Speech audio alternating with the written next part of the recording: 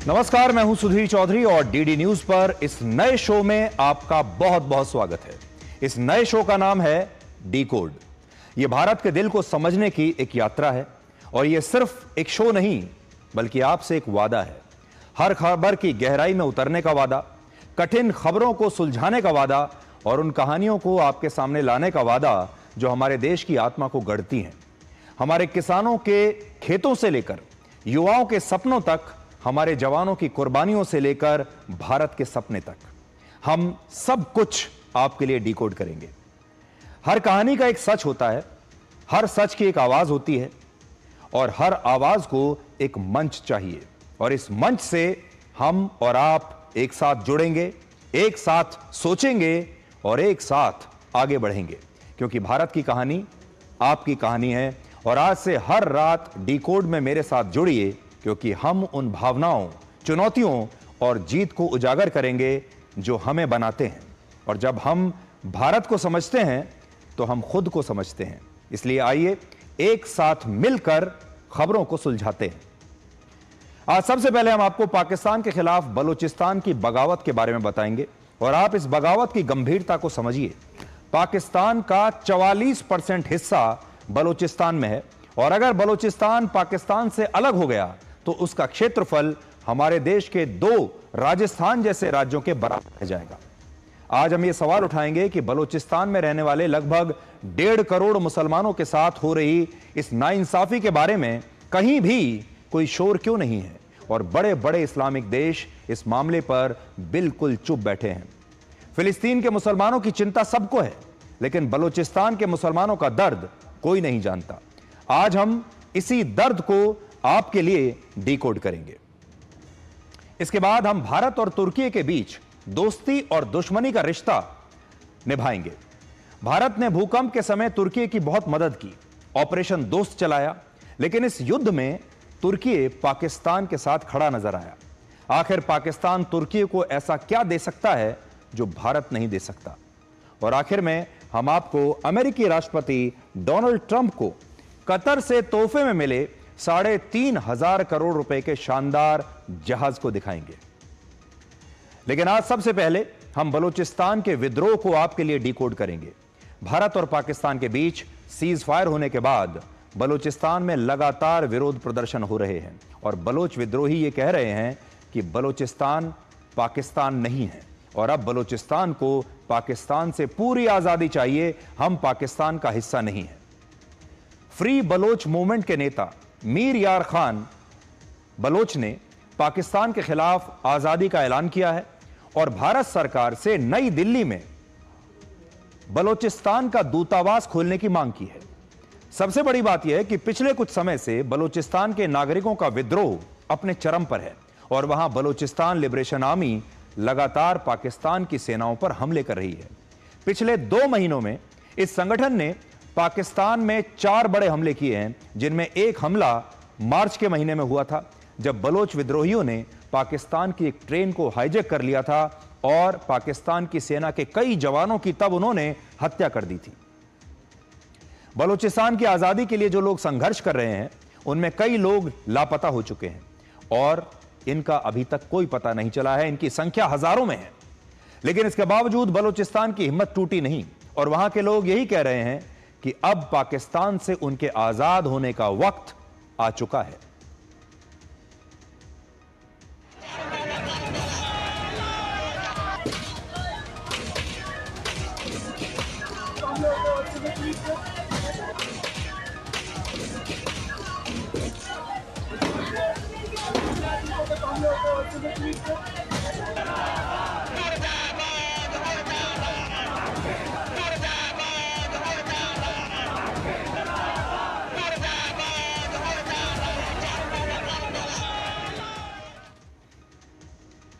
आज बड़ा सवाल यह है कि जब फिलिस्तीन के मुसलमानों की हर मांग अंतर्राष्ट्रीय मंच पर उठाई जाती है तो इसी दुनिया में बलूचिस्तान के मुसलमानों का दर्द क्यों नहीं दिखाया जाता?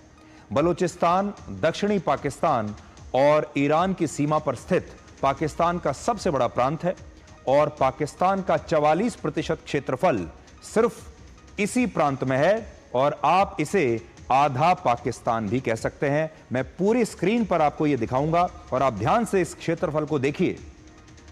जब आप देखेंगे तो बलूचिस्तान अगर पाकिस्तान से कट गया तो आप सोचिए लगभग आधा पाकिस्तान बलूचिस्तान में चला जाएगा। 44% क्षेत्रफल पाकिस्तान का बलूचिस्तान में है। इससे भी बड़ी बात यह है कि बलूचिस्तान प्राकृतिक संसाधनों के मामले में पाकिस्तान का सबसे अमीर प्रांत है। यहां पर तांबा, गैस, कोयला और गोल्ड यानी सोने के बड़े बड़े भंडार हैं।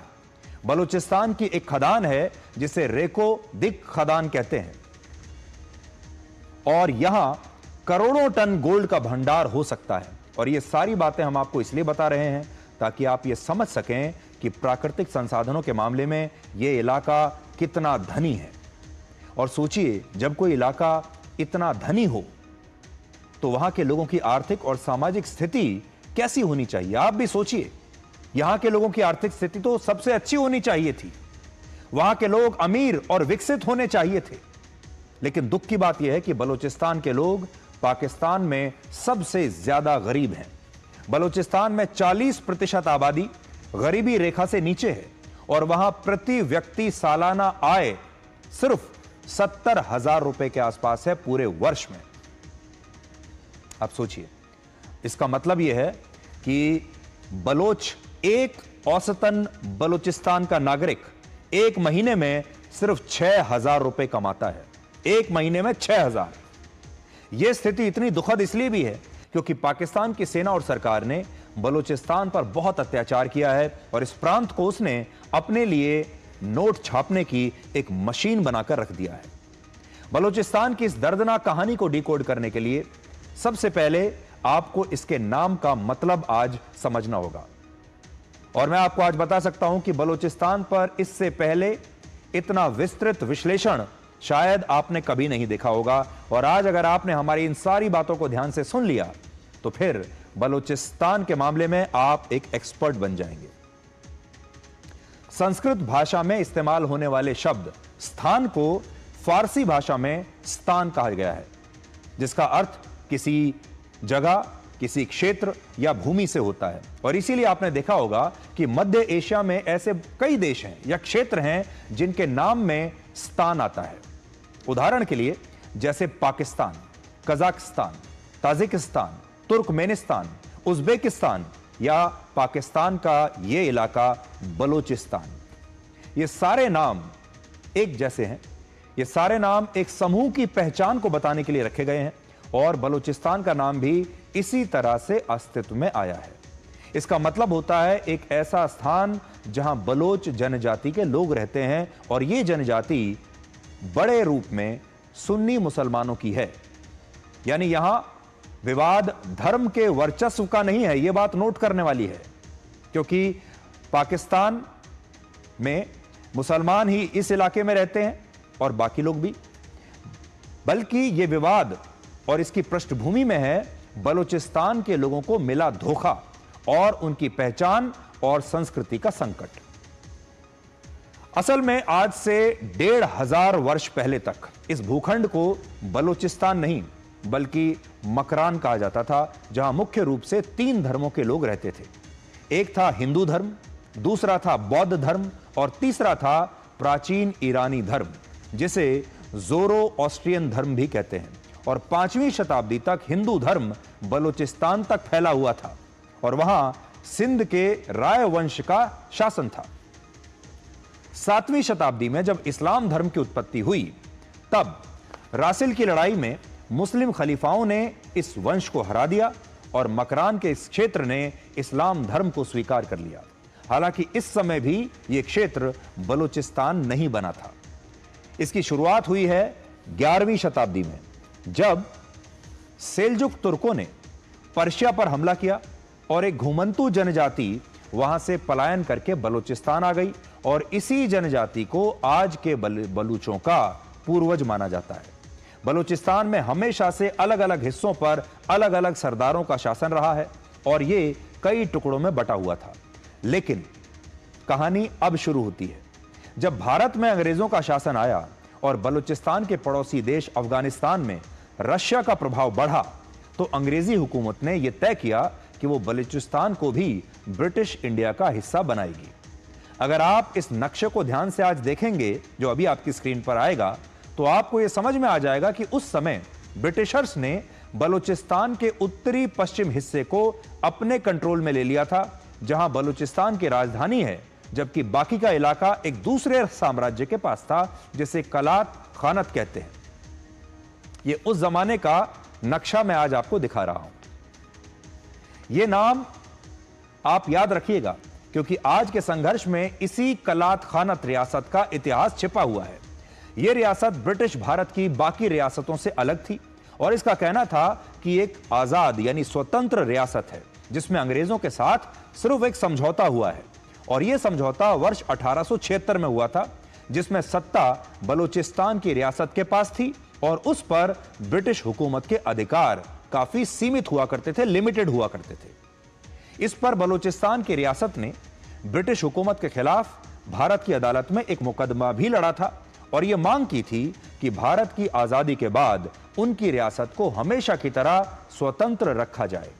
तो यहां एक बात आपको याद रखनी चाहिए कि जब भारत आजाद हुआ उस समय बलूचिस्तान यह चाहता था कि वो एक आजाद देश बने, और आपको जानकर हैरानी होगी कि उस वक्त वर्ष 1946 में बलूचिस्तान के वकील वही मोहम्मद अली जिन्ना थे जिन्होंने बाद में बलूचिस्तान को पाकिस्तान में मिला दिया था। इन्होंने ही बलूचिस्तान का केस लड़ा था। जिन्ना ने पहले बलूचिस्तान की रियासत को आजाद कराने के लिए उसका मुकदमा लड़ा और उससे बहुत लंबी चौड़ी भारी भरकम फीस ली, और बाद में इन्हीं बलोच लोगों के साथ किए गए अपने सभी वादों को उन्होंने तोड़ दिया। भारत की आजादी और विभाजन से कुछ दिन पहले 4 अगस्त को दिल्ली में एक बैठक हुई जिसमें 4 बड़े नेता शामिल हुए। इनमें एक थे मोहम्मद अली जिन्ना, दूसरे थे आखिरी ब्रिटिश वाइसरॉय लॉर्ड माउंटबेटन, तीसरे थे पंडित जवाहरलाल नेहरू और चौथे थे बलूचिस्तान रियासत के प्रमुख मीर अहमद यार खान। इस बैठक में जिन्ना ने पंडित नेहरू और माउंटबेटन के सामने यह वादा किया कि बलूचिस्तान एक अलग स्वतंत्र देश बनेगा और उसका पाकिस्तान में विलय नहीं होगा। 15 अगस्त 1947 को जब भारत आजाद हुआ तब बलूचिस्तान ने भी अपनी आजादी की घोषणा कर दी कि आज से हम भी आजाद हैं, और बलूचिस्तान एक अलग देश बन गया। और पाकिस्तान ने उस वक्त खुद बलूचिस्तान के स्वतंत्र देश के दर्जे पर अपनी सहमति जताई। पाकिस्तान ने कहा कि हम मानते हैं कि आप आज से अलग देश हैं, आजाद देश हैं। लेकिन बाद में मोहम्मद अली जिन्ना ने अपने वादे को तोड़ दिया और पहले उन्होंने बलूचिस्तान की 3 रियासतों का पाकिस्तान में विलय करवाया और बाद में कलात खानत रियासत पर भी सेना से हमला करवाकर उसे अपने नियंत्रण में ले लिया। आज मैं अपने साथ एक पुस्तक के कुछ अंश लेकर आया हूं और इस पुस्तक का नाम है इन Afghanistan shadow, Baloch nationalism and Soviet temptations, और इसे अमेरिका के एक प्रसिद्ध इतिहासकार सेलिग एस हैरिसन ने लिखा है। वो लिखते हैं कि इसमें एक ऐसी घटना का जिक्र है जिसके बारे में बहुत कम लोग जानते हैं। आपको भी नहीं पता होगा, लेकिन आज आप जान सकते हैं। वर्ष 1948 में जब पाकिस्तान ने सेना की मदद से बलूचिस्तान की कलात खानत रियासत को अपने देश में मिलाया और बाद में 1 यूनिट योजना के तहत बलूचिस्तान की पहचान मिटाकर इसे पश्चिमी पाकिस्तान का एक हिस्सा बना दिया, तो इससे बलूचिस्तान में काफी असंतोष फैला। इस नाराजगी के बाद बलूचिस्तान के नवाब नौरोज खान ने 1000 बलूचों के साथ मिलकर एक विद्रोह कर दिया और पाकिस्तान की सेना के खिलाफ संघर्ष किया, बिल्कुल ऐसे ही जैसे बलूचिस्तान के लोग आज कर रहे हैं, बिल्कुल ऐसे ही। और इसी संघर्ष के दौरान एक ऐसी घटना हुई जिससे पाकिस्तान पर कई सवाल आज खड़े होते हैं। जो मैं पुस्तक आपको बता रहा हूं, इस पुस्तक के पेज नंबर 28 और 29 पर लिखा है कि पाकिस्तान की सेना ने एक काउंसिल की मदद से बलोच विद्रोहियों को सरेंडर करने का प्रस्ताव भेजा और कहा कि वो कुरान की कसम खाकर कहते हैं कि अगर नवाब नौरोज खान ने सरेंडर कर दिया तो पाकिस्तान की सेना उन्हें माफ कर देगी और उन्हें रिहा कर दिया जाएगा। कुरान की कसम खाई पाकिस्तान ने। वो जानते थे कि अगर उन्होंने ऐसा किया तो बलोच उनकी बात मान जाएंगे बलोच लोगों को उन पर यकीन हो जाएगा, क्योंकि कुरान की कसम झूठी नहीं खाई जाती। बलूचिस्तान के नवाब भी मुसलमान थे और इसलिए उन्होंने सोचा कि अगर पाकिस्तान की सेना खुद कुरान की कसम खा रही है तो ये तो बहुत बड़ी बात है, वो सच ही कह रही होगी और वादे को तोड़ेगी नहीं। और ये सोचकर उन्होंने सरेंडर कर दिया। लेकिन इस पुस्तक के मुताबिक बाद में पाकिस्तान की सेना ने कुरान की अपनी इस कसम को तोड़ दिया और बलोच समर्थकों के आत्मसमर्पण के बाद उन्हें जेल में डाल दिया और उन्हें वर्ष 1960 में फांसी पर भी लटका दिया। बलूचिस्तान के मुसलमान आज भी ये बात कहते हैं कि पाकिस्तान की सेना ने कुरान की झूठी कसम खाकर बहुत बड़ा पाप किया था और उनके विद्रोह की ये भी एक बहुत बड़ी वजह है। मैं आपको उस पुस्तक का एक अंश पढ़कर बताता हूं। ये मेरे हाथ में उसी पुस्तक के कुछ अंश हैं। थोड़ा पढ़कर मैं आपको बताता हूं कि इस पुस्तक में क्या लिखा है। देखिए, 1960 की शुरुआत में पाकिस्तानी सेना के अधिकारी बलोच विद्रोहियों से मिले। बलोच राष्ट्रवादियों के अनुसार पाकिस्तानी सेना ने कुरान की शपथ ली और कहा कि वो नौरोज खान और उनके साथियों को सुरक्षित बाहर लाने का रास्ता देगी, जिसके बाद नौरोज खान और उनके साथी हथियार डालने के लिए तैयार हो गए। लेकिन पाकिस्तानी सेना ने एक बार फिर अपना वादा पूरा नहीं किया और उन्होंने नौरोज खान और उनके साथियों को गिरफ्तार कर लिया और बाद में जुलाई 1960 में नौरोज खान और उनके 5 साथियों को फांसी की सजा दे दी। ये एक ऐसा जख्म है जिसे बलूचिस्तान के लोग आज तक भूले नहीं हैं। ऐसा नहीं है कि बलूचिस्तान के लोगों ने पाकिस्तान के साथ शांति से रहने की कोशिश नहीं की और लोकतंत्र के रास्ते को अपनाया नहीं। वर्ष 1970 में जब पूर्वी पाकिस्तान बांग्लादेश नहीं बना था, तब पाकिस्तान के तत्कालीन राष्ट्रपति और आर्मी जनरल याह्या खान ने पूरे पाकिस्तान में नेशनल असेंबली के चुनाव कराए और इन चुनावों में 2 बड़ी घटनाएं हुई थी। पहली, पूर्वी पाकिस्तान में शेख मुजीबुर रहमान की पार्टी लगभग सभी सीटें जीत गई थी। बहुत बहुमत से उन्होंने ये जीत हासिल की थी और उनका पाकिस्तान का प्रधानमंत्री बनना निश्चित था। मुजीबुर रहमान की पार्टी चुनाव जीती थी और अगर सब कुछ सही रहता तो मुजीबुर रहमान पूरे पाकिस्तान के प्रधानमंत्री बनते या राष्ट्रपति बनते। दूसरा, बलूचिस्तान में भी बलोच लोगों की मुख्य पार्टी नेशनल आवामी पार्टी संसदीय चुनावों के सभी 4 सीटों पर चुनाव जीत गई थी और यह पाकिस्तान के उन नेताओं के लिए बहुत बड़ा झटका था जो पंजाब प्रांत से आते थे और पाकिस्तान की पूरी सत्ता, जैसा कि आप जानते हैं, आज भी इसी पंजाब प्रांत से चलती है। इन चुनावों के बाद सैद्धांतिक रूप से बलूचिस्तान में बलोचों की पार्टी का प्रतिनिधित्व होना चाहिए था और सबसे बड़ी पार्टी का नेता होने के नाते पूर्वी पाकिस्तान के नेता शेख मुजीबुर रहमान को भी पूरे पाकिस्तान का प्रधानमंत्री बनना चाहिए था, क्योंकि सबसे ज्यादा सीटें उनकी पार्टी ने जीती थी। लेकिन याह्या खान ने ऐसा होने नहीं दिया और उन्होंने मार्शल लॉ लगाकर चुनाव के नतीजों को रद्द कर दिया और शेख मुजीबुर रहमान को गिरफ्तार करके जेल में डाल दिया। यह वही दौर था जब वर्ष 1971 में भारत और पाकिस्तान के बीच युद्ध हुआ। इसके बाद और हमारी सेनाओं ने पाकिस्तान के 93,000 सैनिकों को युद्धबंदी बनाकर पाकिस्तान के 2 टुकड़े कर दिए। इस बंटवारे के बाद पाकिस्तान को डर था कि बलूचिस्तान भी उससे अलग हो सकता है, क्योंकि बलूचिस्तान के तेवर भी बिल्कुल वैसे ही थे जैसे पूर्वी पाकिस्तान के थे। पाकिस्तान को लगा कि यह तो एक अलग देश बांग्लादेश बन गया, अब कहीं बलूचिस्तान भी अलग देश ना बन जाए, क्योंकि ये लोग भी हमारे साथ है नहीं। और यही वजह है कि पाकिस्तान ने बलूचिस्तान की नेशनल आवामी लीग के एक नेता को वहां का मुख्यमंत्री बना दिया और पाकिस्तान में बड़े पदों की भर्तियों में भी बलोच लोगों को जगह देनी शुरू कर दी ताकि बलोच खुश हो जाए। इससे बलूचिस्तान में कुछ समय के लिए नाराजगी कम हो गई, लेकिन बाद में फिर से बलूचिस्तान पर अत्याचार शुरू हो गए और इसके बाद बलूचिस्तान लिबरेशन आर्मी का गठन हुआ, जो आज तक बलूचिस्तान की आज़ादी के लिए संघर्ष कर रही है। और अब वो ये कहती है कि बलूचिस्तान पाकिस्तान का हिस्सा नहीं है, उसे भारत से मदद चाहिए और वो कहती है कि भारत को नई दिल्ली में अब बलूचिस्तान का एक अलग दूतावास खोल देना चाहिए। बलूचिस्तान क्षेत्रफल के मामले में पाकिस्तान का सबसे बड़ा प्रांत है। इस प्रांत में पाकिस्तान की सिर्फ 6% आबादी रहती है। तो आप सोचिए, यह इलाका ऐसा है जिसमें पाकिस्तान का 44% क्षेत्रफल है, लेकिन आबादी है सिर्फ 6%। और इसका बड़ा कारण यह है कि इस प्रांत में पथरीले पहाड़ हैं, यहां रहना बहुत मुश्किल है और विकास का तो यहां नाम भी नहीं है। और पाकिस्तान ने इसी बात का फायदा उठाया और यहां चीन की गतिविधियां पिछले कुछ वर्षों में बहुत ज्यादा बढ़ गई हैं। बलूचिस्तान का एक बड़ा चर्चित बंदरगाह है जिसे ग्वादर पोर्ट कहते हैं, आपने नाम सुना होगा। आरोप लगता है कि पाकिस्तान ने विकास परियोजनाओं के नाम पर एक तरह से इस ग्वादर पोर्ट का यह पूरा इलाका चीन को बेच ही दिया है। और अब चीन ग्वादर पोर्ट से लेकर पश्चिमी चीन तक एक कॉरिडोर बना रहा है जिसे चाइना पाकिस्तान इकोनॉमिक कॉरिडोर या सीपेक कहते हैं।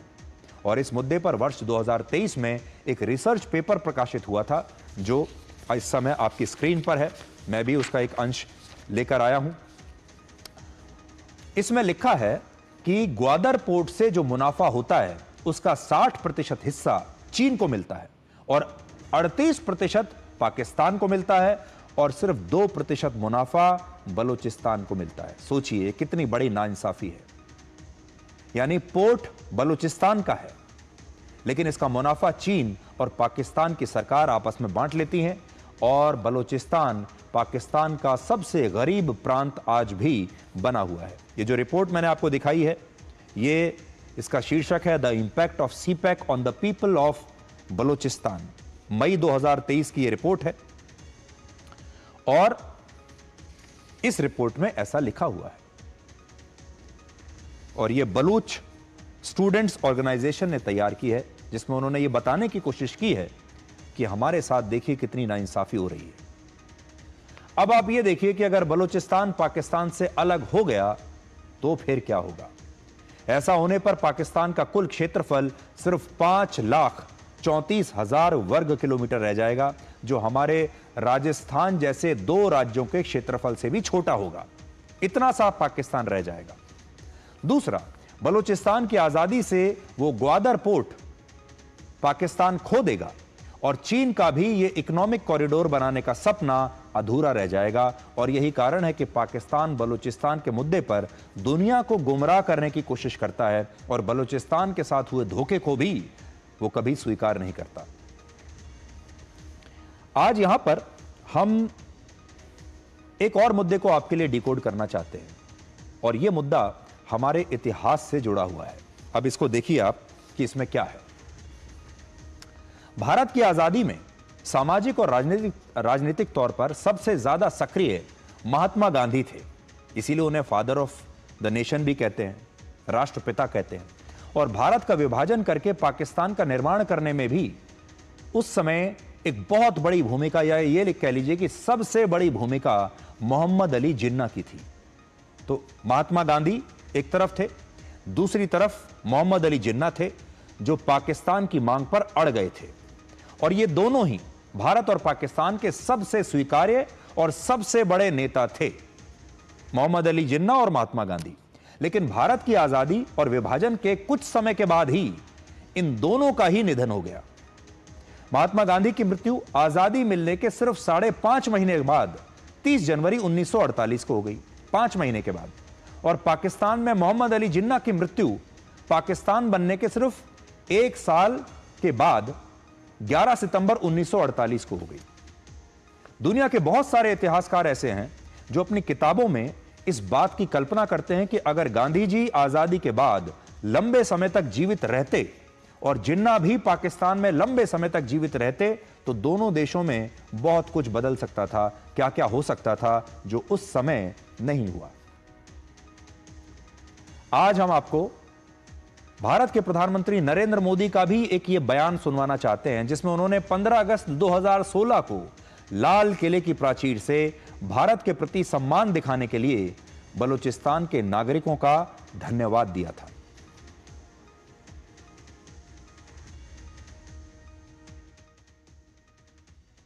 पिछले कुछ दिनों से बलूचिस्तान के लोगों ने, गिलगिट के लोगों ने, पाक ऑक्युपाइड कश्मीर के लोगों ने, वहां के नागरिकों ने जिस प्रकार से मुझे बहुत बहुत धन्यवाद दिया है, जिस प्रकार से मेरा आभार व्यक्त किया है, मेरे प्रति उन्होंने जो सद्भावना जताई है, दूर दूर बैठे हुए लोग, जिस धरती को मैंने देखा नहीं है, जिन लोगों को विषय में मेरी कभी मुलाकात नहीं हुई है, लेकिन ऐसे दूर सुदूर बैठे हुए लोग हिंदुस्तान के एक प्रधानमंत्री को अभिनंदन करते हैं, उसका आदर करते हैं, तो मेरे 125 करोड़ देशवासियों का आनंद है, वो मेरे 125 करोड़ देशवासियों का सम्मान है। और इसलिए ये सम्मान का भाव, धन्यवाद का भाव करने वाले बलूचिस्तान के लोगों का, गिलगिट के लोगों का, पाक के कब्जे वाले कश्मीर के लोगों का मैं आज तहे दिल से आभार व्यक्त करना चाहता हूं। इस खबर के आखिर में हम आपसे दो ही बातें कहना चाहते हैं। पहली बात, फिलिस्तीन के मुसलमानों की तरह बलूचिस्तान के मुसलमानों के भी मानव अधिकार हैं, और अगर ये अनदेखे और अनसुने रह गए तो इतिहास इनकी कड़े शब्दों में आलोचना भी करेगा और विवेचना भी करेगा। ये भी मुसलमान हैं। और दूसरा पॉइंट यह है कि दुनिया में मुसलमानों के दो वर्ग ऐसे हैं जिनकी तकलीफें कभी भी दुनिया के लिए चिंता का विषय रही नहीं। इनमें एक हैं बलूचिस्तान के ये मुसलमान और दूसरे हैं चीन के उइगर मुसलमान। अगर आप उइगर मुसलमानों को देखेंगे और बलूचिस्तान के मुसलमानों को देखेंगे तो आपको लगेगा कि इन पर कितने अत्याचार हो रहे हैं। बलूचिस्तान के मुसलमानों पर पाकिस्तान अत्याचार कर रहा है, उइगर मुसलमानों पर चीन अत्याचार कर रहा है, लेकिन दुनिया का कोई भी इस्लामिक देश, दुनिया का कोई भी ऐसा नेता जो मुसलमानों का नेता अपने आप को बताता है, वो इन मुसलमानों की तकलीफों पर मुंह खोलने के लिए तैयार नहीं है।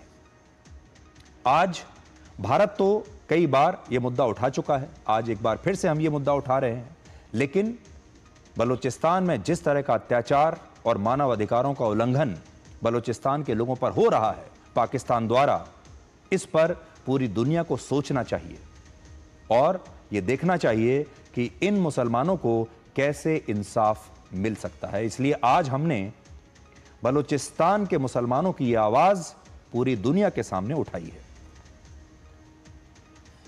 अब हम पाकिस्तान और तुर्की की दोस्ती को आपके लिए डिकोड करेंगे। क्या आपके जीवन में कभी ऐसा हुआ है कि आपने किसी के लिए पूरी शिद्दत से दोस्ती निभाई हो, लेकिन उसने आपको सिर्फ दुश्मनी के जख्म दिए हो? आप में से बहुत सारे लोगों के साथ ऐसा हुआ होगा। आपने दोस्ती दिखाई लेकिन सामने वाले ने दुश्मनी निभाई। भारत और तुर्की के रिश्ते की कहानी भी बिल्कुल ऐसी है। वर्ष 2023 में जब तुर्की में भयंकर भूकंप आया था और इसमें 50,000 से ज्यादा लोग मारे गए थे, उस समय भारत ने दिल खोलकर तुर्की की मदद की थी। हमने 5 C-17 एयरक्राफ्ट्स में 1.25 लाख किलोग्राम राहत सामग्री भेजी, 99 डॉक्टर्स और लगभग 250 राहत कर्मी भेजे उनकी मदद करने के लिए, स्निफर डॉग्स भेजे और मलबे में दबे लोगों को ढूंढने के लिए हमने अपने ड्रोन्स भी तुर्की को दिए। और इस अभियान का नाम था ऑपरेशन दोस्त, क्योंकि भारत ने तुर्की को यह बताया कि हम आपके दोस्त हैं और सच्चा दोस्त मुसीबत की घड़ी में हमेशा आपकी मदद के लिए आता है, और यही भारत ने किया। लेकिन तुर्की ने हमें ऑपरेशन दोस्त के बदले में ऑपरेशन दुश्मन दिया। भारत और पाकिस्तान के बीच चले हाल ही के युद्ध में तुर्की पाकिस्तान के साथ खड़ा था। पाकिस्तान ने भारत पर जो ड्रोन हमले किए, वो ड्रोन्स उसने तुर्की की एक कंपनी से ही खरीदे थे, और इस कंपनी का नाम है बायकार। इस कंपनी के चेयरमैन सेल्जुक बायरक्तार हैं, जो तुर्की के राष्ट्रपति रेसेप तैयब एर्दोआन के दामाद हैं, और इन्हीं की कंपनी से पाकिस्तान को वो ड्रोन मिले थे जिससे उसने भारत पर हमला किया। तो पहली चीज तो ये समझ लीजिए कि जिस कंपनी से पाकिस्तान ड्रोन खरीद रहा है, वो जो कंपनी है वो राष्ट्रपति एर्दोआन के दामाद की है। इन दो तस्वीरों में आप एक तरफ ऑपरेशन दोस्त और दूसरी तरफ ऑपरेशन दुश्मन देख सकते हैं। भारत ने क्या किया, आप पहले यह देख लीजिए, भारत का ऑपरेशन दोस्त, और इसके बदले में तुर्की भारत के दुश्मन पाकिस्तान के साथ खड़ा था, और तुर्की के ड्रोन से पाकिस्तान ने हम पर हमले किए।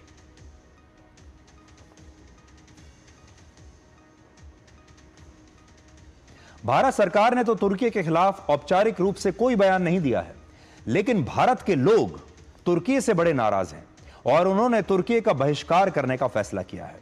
भारत की एक बड़ी ट्रैवल कंपनी मेक माई ट्रिप के मुताबिक छुट्टियों में तुर्की जाने वाले भारतीय टूरिस्ट की कैंसिलेशन में 250% की वृद्धि हुई है और लोग बड़ी संख्या में अब तुर्की जाने के अपने प्लान्स कैंसिल कर रहे हैं। भारत के लोग कह रहे हैं कि हम तुर्की नहीं जाएंगे। अगर तुर्की हमारे दुश्मन का साथ खड़ा है तो हम भी तुर्की नहीं जाएंगे। हम तुर्की को कोई पैसा नहीं देंगे। हमारी वजह से तुर्की को कोई फायदा नहीं होना चाहिए। और सिर्फ भारत के पर्यटक ही नहीं, भारत के बड़े बड़े व्यापारियों और कंपनीज ने भी तुर्की के साथ संबंध तोड़ने शुरू कर दिए हैं। भारत सरकार के नागरिक उड्डयन मंत्रालय ने भी भारत के 11 हवाई अड्डों पर कार्गो सेवाएं देने का काम, कार्गो सेवाओं का संचालन करने वाली तुर्की की एक बड़ी company Celebi ground handling private limited की सुरक्षा की मंजूरी को तत्काल प्रभाव से रद्द कर दिया है। और भारत के एक बड़े उद्योगपति गौतम अडानी ने भी इस कंपनी से अपनी पार्टनरशिप को खत्म कर दिया है। इसके अलावा भारत की जवाहरलाल नेहरू यूनिवर्सिटी, जामिया मिलिया इस्लामिया यूनिवर्सिटी और आईआईटी रुड़की ने भी तुर्की की यूनिवर्सिटीज के साथ एकेडमिक समझौतों को समाप्त कर दिया है। लेकिन इसके बावजूद तुर्की के राष्ट्रपति एर्दोआन, उनके रुख में कोई बदलाव नहीं आया। उन्होंने अपने नए बयान में कहा है कि तुर्की हर स्थिति में पाकिस्तान के साथ खड़ा था और खड़ा रहेगा। The nefarious terror attack or with the missile attack against Pakistan we had a very clear stance. We expressed our support to the Pakistani public and the tension which reached serious levels, and in order to decrease it, we made efforts. आज बड़ा सवाल यह है कि आखिर पाकिस्तान से राष्ट्रपति Erdogan को ऐसा क्या मिल रहा है जो भारत नहीं दे सकता। राष्ट्रपति एर्दोआन इस समय 71 साल के हैं और पिछले 22 साल से तुर्की की सत्ता में हैं, या तो प्रधानमंत्री के तौर पर या राष्ट्रपति के तौर पर। और उनकी यह बड़ी तीव्र इच्छा है कि वो पूरी दुनिया में मुस्लिम देशों के सबसे बड़े नेता के तौर पर खुद को स्थापित करें। और जिस प्रकार से वर्ष 1500 से लेकर 1918 तक उस्मानिया सल्तनत के सुल्तान को पूरी दुनिया के मुसलमानों का नेता माना जाता था, ठीक वैसे ही उन्हें भी आज के मुस्लिम देशों का नेता माना जाए, ऐसा उनका सपना है कि दुनिया भर में मुसलमान देशों की जो सत्ता है वो यहां से चले, वो ऐसा मानते हैं। इसके लिए राष्ट्रपति एर्दोआन मुसलमानों और इस्लाम से जुड़े विवादों में प्रमुखता से हिस्सा लेते हैं, उनके बारे में बोलते हैं और दुनिया में अपने आप को मुसलमानों के सबसे बड़े नेता की तरह पेश करते हैं। दूसरा कारण यह है कि पाकिस्तान पूरी दुनिया में अकेला ऐसा मुस्लिम देश है जिसके पास परमाणु हथियार है और तुर्की इसलिए भी पाकिस्तान को अपने साथ रखना चाहता है। हालांकि आज हम आपको एक ऐसी ऐतिहासिक घटना के बारे में भी बताना चाहते हैं जो शायद राष्ट्रपति एर्दोआन को भी याद नहीं होगी। वर्ष 1919 में जब पहले विश्व युद्ध में तुर्की की उस्मानिया सल्तनत हार गई और पूरी दुनिया के मुसलमानों को यह डर था कि तुर्की की पवित्र इस्लामिक भूमि पर कहीं पश्चिमी देशों का कब्जा ना हो जाए, तब एक आंदोलन शुरू हुआ जिसे खलीफा आंदोलन कहा गया। यह आंदोलन उस्मानिया सल्तनत के मुस्लिम खलीफा के वर्चस्व को बचाने के लिए हुआ था और उस वक्त भारत में भी खिलाफत आंदोलन की शुरुआत हो चुकी थी, जिसका नेतृत्व खुद महात्मा गांधी कर रहे थे और हिंदुओं से यह अपील की गई कि वो भी तुर्की का समर्थन करें। उस दौर में भारत खुद ब्रिटेन का गुलाम था, लेकिन इसके बावजूद भारत के लोगों ने तुर्की की आजादी के लिए इस आंदोलन में हिस्सा लिया। लेकिन आज वही तुर्की पाकिस्तान के साथ खड़ा है और राष्ट्रपति एर्दोआन ये कह रहे हैं कि वो हर हालत में पाकिस्तान का ही समर्थन करते रहेंगे। हालांकि इस मुद्दे पर एक बड़ी अच्छी बात हुई है और वो क्या है, भारत के लोग इस मुद्दे पर एकजुट हैं और वो तुर्की का बहिष्कार करने की लगातार अपील कर रहे हैं। मैं टर्की की सभी आइटमों का निषेध करता हूं। मेरे को कोई आइटम उनकी रखने में कोई इंटरेस्ट नहीं है। जो हमारे देश के साथ नहीं है, हम उनके साथ नहीं है। जितना इंपोर्ट इंडिया करता है, कोई भी कंट्री करता नहीं है। अगर हमको वो लोग चैलेंज करते हैं किसी चीज के लिए, तो वो चैलेंज उनको रिवर्स बैक करना ही पड़ेगा। हम एज अ कस्टमर या जो भी लोग हैं, हम लोगों को ध्यान रखना चाहिए कि वहाँ प्रोडक्ट जो भी आते हैं वहाँ से टर्की से, उसका पूरी तरह से 100% बाइकआउट करना चाहिए। Boycott is the only one thing. जो अभी हाल की कंडीशन में भारत और पाकिस्तान में युद्ध हुआ है, उसमें टर्की ने ओपन सपोर्ट पाकिस्तान को किया है, जो हमारे देश के हित में नहीं है। हम उसका पूरा विरोध करते हैं। यहां हम आपको ये बात भी बताना चाहते हैं कि पिछले साल भारत के जो 2,78,00,000 लोग विदेशों में छुट्टियां मनाने के लिए गए थे, उनमें 3,30,000 यानी लगभग 1.2% लोग ही तुर्की गए थे। और तुर्की में भी जो विदेशी पर्यटक आते हैं, उनमें भारतीय पर्यटकों की संख्या 2% के आसपास है या उससे कम। इसलिए भारत के लोगों के इस बहिष्कार से शायद तुर्की पर कोई ज्यादा फर्क नहीं पड़ेगा। लेकिन इससे एक बात बड़ी अच्छी हुई है, और यह है हमारी एकता।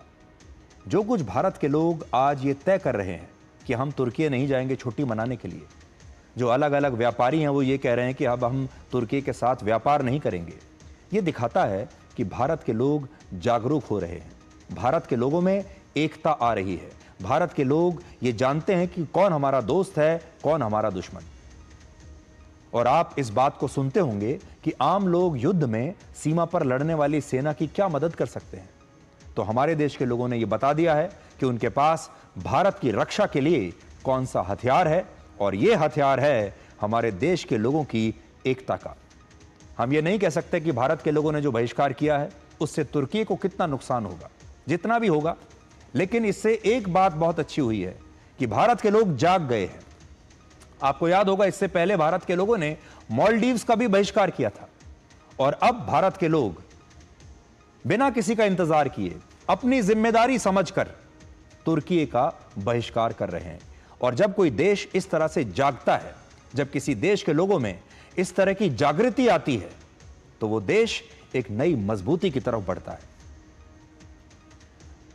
12 नवंबर 1993 को अभिनेता शाहरुख खान की एक फिल्म आई थी जिसका नाम था बाजीगर। और इस फिल्म का एक बड़ा मशहूर डायलॉग था, आपने भी सुना होगा, हार कर जीतने वाले को बाजीगर कहते हैं। लेकिन आज हम पाकिस्तान के लिए इस डायलॉग को थोड़ा बदलना चाहते हैं, और आज हम ये कहेंगे कि हार कर भी जीत का गाना गाने वाले को पाकिस्तान कहते हैं। सैटेलाइट तस्वीरों में पाकिस्तान की हार की पुष्टि सारी दुनिया ने देख ली है, और यह पुष्टि होने के बाद भी पाकिस्तान ने अपनी जीत का एक गाना बनाया है, अपना एक विक्ट्री सॉन्ग बनाया है। और इस गाने के बोल हैं, यलगार है यलगार है, जिसका मतलब होता है आक्रमण और जीत। आप पहले पाकिस्तान की झूठी जीत का यह गाना देखिए। इस युद्ध में पाकिस्तान का कितना नुकसान हुआ, उसके बावजूद यह जीत का गाना बनाया है, देखिए। यलगार है बातिल के लिए, यलगार है दुश्मन के लिए तैयार है। यलगार है बातिल के लिए, यलगार है दुश्मन के लिए तैयार है।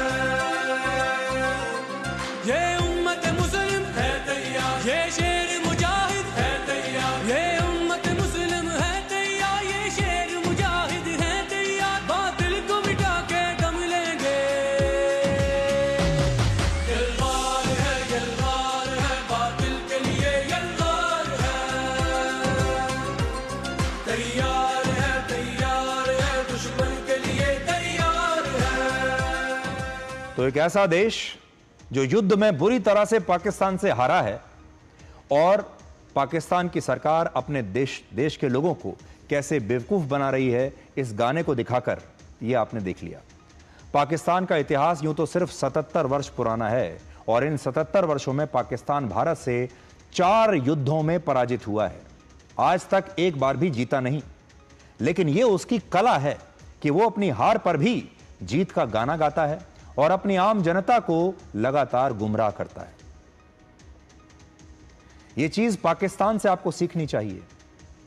पाकिस्तान जब भारत के साथ, अभी उसका हाल ही में युद्ध चल रहा था, पूरी दुनिया को पाकिस्तान ने गुमराह किया, झूठे वादे किए, झूठी तस्वीरें सोशल मीडिया पर डाली, पुरानी तस्वीरों को उठाकर सोशल मीडिया पर डाल दिया। उनके रक्षा मंत्री से जब सबूत मांगे गए तो उन्होंने कहा कि सोशल मीडिया पर तस्वीरें चल रही हैं, आप वो देख लीजिए।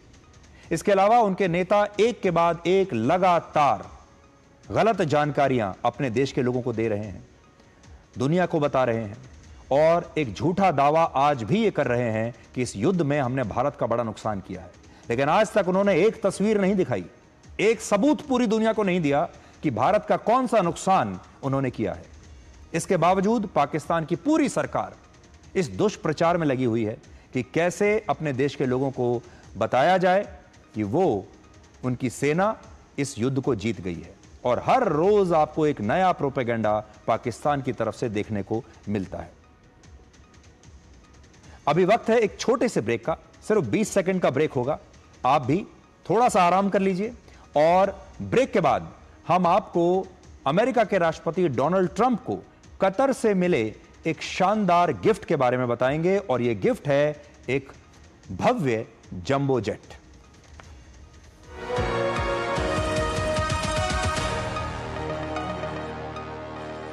Big dreams start. BBA from Prestige. Get global exposure. Strong alumni network. Shaping leaders since 1994. Join PIMR Indore. Think global. Pursue MBA from Prestige. Get dual degrees, global exposure, international certification, placement support. Shaping leaders since 1994. Join PIMR Indore.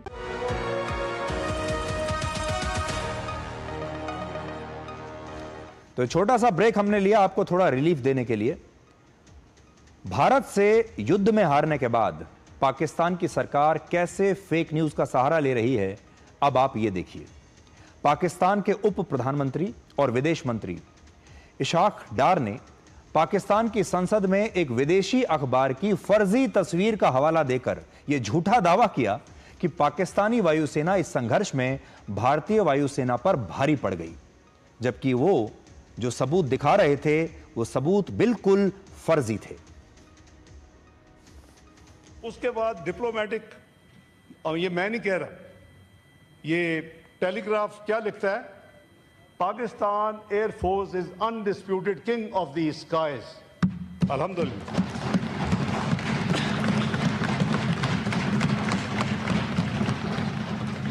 अल्लाह ताला का बहुत शुक्र किया, गुरूर नहीं किया, तकब्बर नहीं किया, बड़ी स्टेटमेंट्स नहीं थी।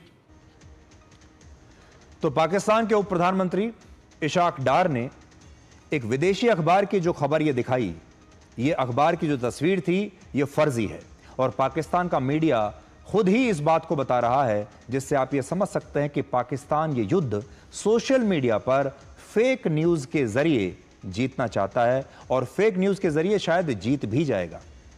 इस सब के बीच पाकिस्तान के पूर्व एयर मार्शल ने यह कबूल किया है कि पाकिस्तान के भोलारी एयरबेस पर भारत की तरफ से 4 ब्रह्मोस मिसाइलें दागी गई थी और इनमें चौथी मिसाइल ने पाकिस्तान के एक हवाई रेडार को नष्ट कर दिया।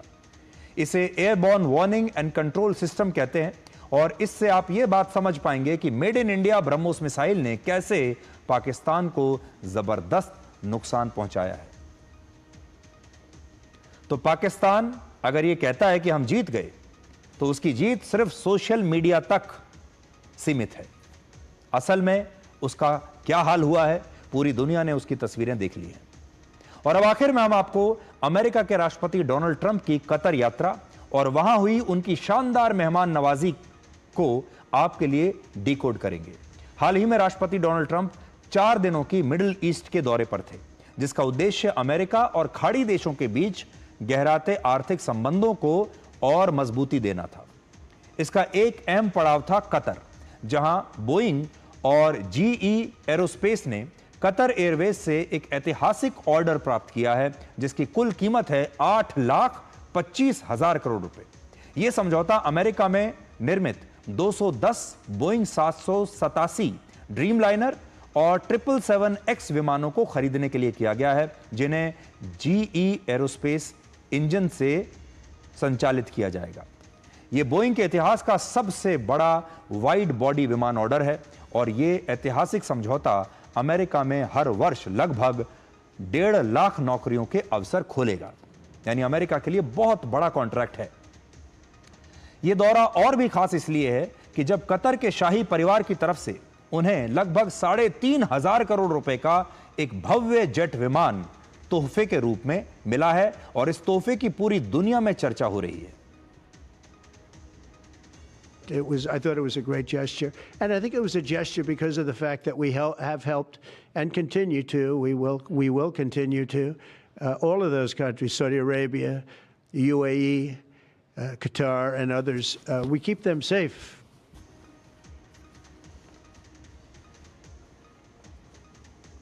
तोहफा तो मिल गया, लेकिन यह शुरुआत से ही विवादों में भी आ गया। इस जेट को एयरफोर्स 1 में तब्दील किए जाने को लेकर नैतिक और कानूनी सवाल उठ रहे हैं। इस विमान को सैन्य स्तर के कम्युनिकेशन सिस्टम और सुरक्षा सुविधाओं से लैस करने के लिए इस जेट की लागत से दोगुना खर्च आने की संभावना है और इसमें अभी कई साल लगेंगे जब यह तैयार होगा। और दुनिया के विशेषज्ञों का मानना है कि एयरफोर्स 1 जैसे जरूरी बदलावों को ट्रंप के इस टर्म के पूरा होने से पहले करना असंभव है।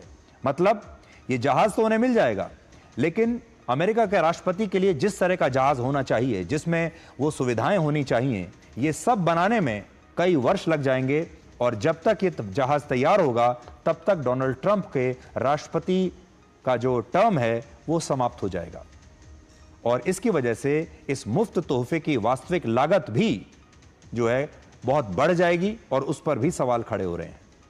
वर्षों से कतर ने अमेरिका में जो निवेश किए हैं वो एक सुनियोजित रणनीति को दर्शाते हैं जिसका उद्देश्य आर्थिक और कूटनीतिक दोनों ही संबंधों को गहरा बनाना है।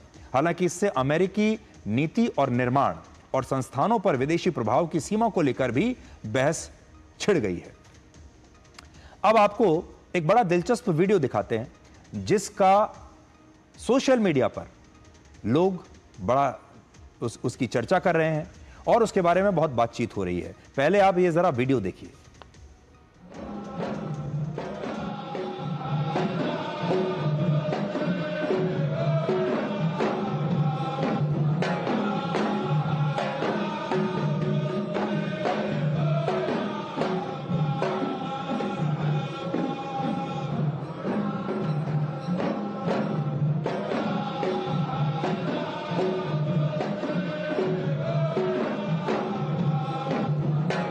जब ट्रंप यूएई के राष्ट्रपति भवन पहुंचे तो उनका स्वागत पारंपरिक अल अयाला प्रदर्शन से किया गया जिसकी ये तस्वीरें हैं और ये ओमान और यूएई की एक सांस्कृतिक कला है जिसमें महिलाएं अपने बालों को एक तरफ से दूसरी तरफ लहराते हुए नृत्य करती हैं। यूनेस्को के अनुसार ये एक युद्ध दृश्य का प्रदर्शन है जिसमें कविता पाठ होता है, ढोल की धुनें होती हैं और इसमें नृत्य भी शामिल होता है। लेकिन ये जो तस्वीरें हैं ये पूरी दुनिया में आज चर्चित हैं। तो आज के लिए डिकोड में इतना ही। अब आपसे हमारी अगली मुलाकात होगी सोमवार रात 9 बजे। तब तक आप खुश रहिए, सुरक्षित रहिए, स्वस्थ रहिए। नमस्कार।